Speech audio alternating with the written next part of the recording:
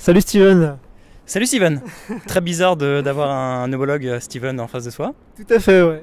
Je te remercie pour ton acceptation, quoi. Bah écoute, avec plaisir. Moi, c'est toujours rencontrer un nouveau Steven, pour moi, c'est toujours une aventure. Donc j'aime énormément ce que tu fais, toi et ton équipe, hein, parce que c'est un travail aussi d'équipe. Donc tu réalises des courts-métrages, des clips, plein de choses assez, pour moi, à mes yeux, assez atypiques. Justement, est-ce que tu peux te présenter pour nos internautes? Bah écoute, donc comme tu l'as dit, moi je m'appelle Steven, je suis réalisateur parisien.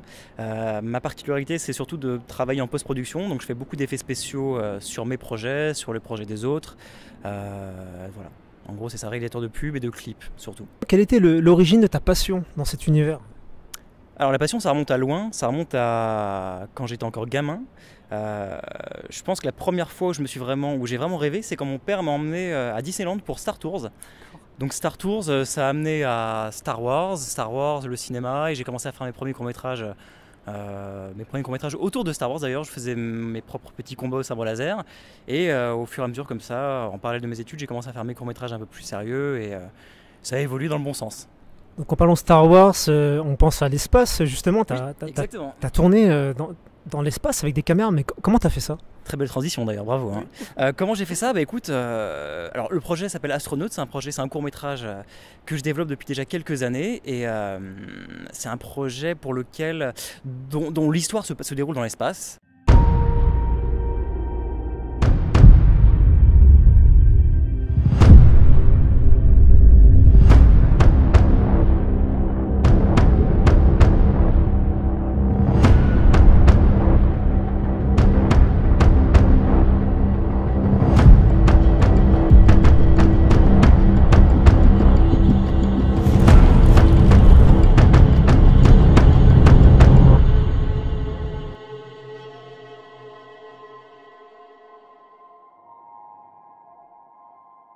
Et pour lequel j'ai vraiment voulu mettre ce que je savais de mieux d'un point de vue visuel et scénaristique.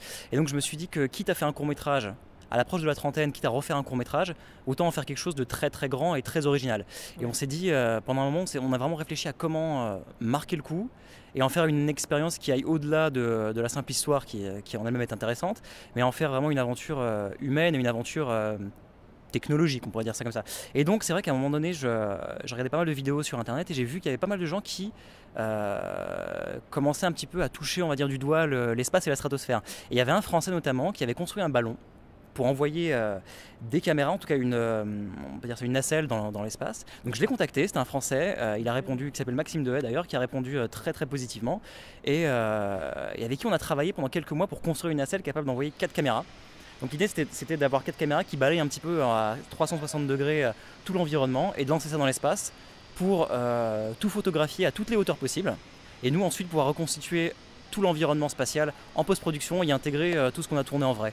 Donc l'idée c'était déjà d'une part d'avoir une aventure qui nous stimule, parce que c'est toujours ça qui est intéressant quand on fait un court-métrage, et en plus de ça d'avoir quelque chose qui marque les gens, qui les fasse rêver au-delà du simple film, vraiment que l'aventure les fasse rêver, et de marquer vraiment les esprits, de se dire qu'on peut faire des choses originales même avec très peu de budget, en autoproduisant ces projets, et on peut vraiment aller très loin et toucher du doigt un petit peu la qualité hollywoodienne de ce qui se fait aux États-Unis. C'est vrai qu'ici, ça a surtout été l'occasion de rencontrer des passionnés dans tous les domaines, que ce soit au niveau de l'ingénierie, comme notre ami Maxime qui a construit l'engin spatial, que l'équipe technique. On a eu des gens extraordinaires qui ont travaillé sur ce film. On a eu vraiment à la lumière comme à l'image, comme au son, des gens qui viennent essentiellement du long métrage, donc qui nous ont fait confiance, qui nous ont accompagnés pendant cette année entière de préparation, de tournage, de post-production. Et c'est vrai que l'équipe qu'on a eue, c'est vraiment une équipe très professionnelle qui vient du long métrage et qui a poussé ce projet vraiment vers tout ce qu'il pouvait avoir de plus professionnel. Justement, tu parles de ton équipe. Quelles sont les personnes que tu aimerais remercier? Alors remercier, ça va être compliqué parce que c'est vrai qu'on a eu tellement de personnes qui ont participé là-dessus. Le truc c'est que remercier, nommer les personnes, ça veut dire les hiérarchiser, donc c'est un peu compliqué toujours. Maintenant, s'il y a une personne qu'on va remercier, surtout Maxime Dehaye, notre ingénieur, parce que c'est lui qui a été un peu l'architecte de cette nacelle qui a pu s'envoler dans l'espace. Moi je remercierai aussi les gens qui n'ont pas forcément cru au projet, mais qui du coup nous ont motivés à essayer d'aller plus loin encore.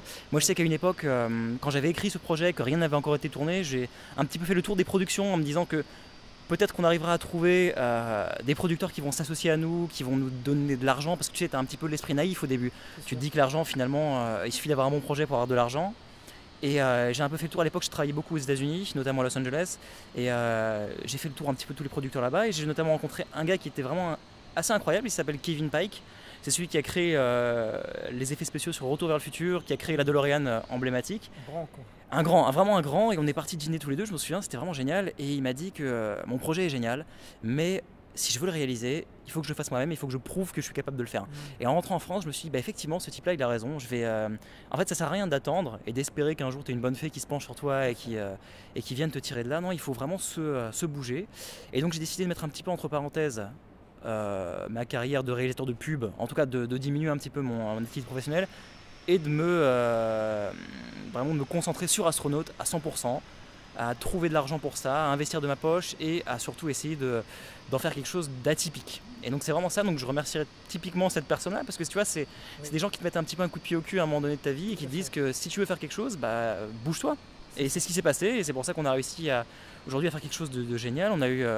En fait, ce qui était marrant, c'est qu'il y a eu vraiment... Ce projet a duré assez longtemps parce que ça se fait sur plusieurs années. Ouais. On a eu beaucoup de producteurs aussi qui sont intéressés après au projet, de scénaristes. On a eu des gens... je me souviens à un moment donné, il y a eu le producteur de Drive, de Ryan Gosling, qui nous avait envoyé un mail pour nous féliciter pour le projet. Et voilà, donc en fait, ce qu'il faut aussi garder à l'esprit, c'est que ce projet, il en est qu'à son début. Ça fait des années qu'on travaille dessus, mais finalement, on a encore des tournages à faire, on a encore beaucoup de post-production à faire, et surtout... on doit établir une stratégie de comment est-ce qu'on va l'exploiter une fois qu'il sera terminé. Et donc c'est pour ça que ici, moi j'invite, même s'il y a des producteurs encore aujourd'hui qui s'intéressent au projet, à rejoindre l'aventure, que ce ne serait-ce que pour nous donner des conseils, nous guider. Aujourd'hui, on cherche beaucoup de gens avec qui s'associer pour aller encore plus loin. Quel est ton plus grand rêve ? Ah, mon plus grand rêve écoute, c'est, je pense, en toute modestie, c'est de réaliser le plus grand long métrage jamais fait, quoi, un jour. Non, c'est vrai que c'est... non, le plus grand rêve, je pense, c'est de... je dirais, c'est de faire rêver les gens, je pense, un jour. Tu vois, c'est d'arriver à faire des films ou des sagas qui transportent les gens, un peu comme ici, tu vois, de les transporter dans l'espace, les transporter dans des univers qui n'existent pas, et faire ça, que ce soit en France, aux États-Unis, en tout cas, essayer de faire quelque chose d'international, ce serait vraiment chouette. Un dernier mot pour nos internautes. Un mot de la fin, écoute, je pense que ce serait... je pense que si j'ai retenu un truc sur ce projet, ce serait que... c'est quand tu te fais rêver toi-même que tu fais rêver un peu les autres. Et je dirais qu'il ne faut pas avoir peur de rêver, c'est cliché, mais de rêver grand, tu vois, d'essayer de faire des choses atypiques. Je dirais plutôt ça, c'est faire des choses atypiques pour vraiment faire rêver les gens et les emmener au-delà des étoiles. C'est très bien dit. Je te remercie, Steven, pour tout ce que tu fais. Steven, ça fait plaisir en tout cas que tu m'aies reçu et j'espère qu'on se reverra très vite pour une fois qu'on passera à l'étape supérieure. Avec grand plaisir. Merci. Merci à toi.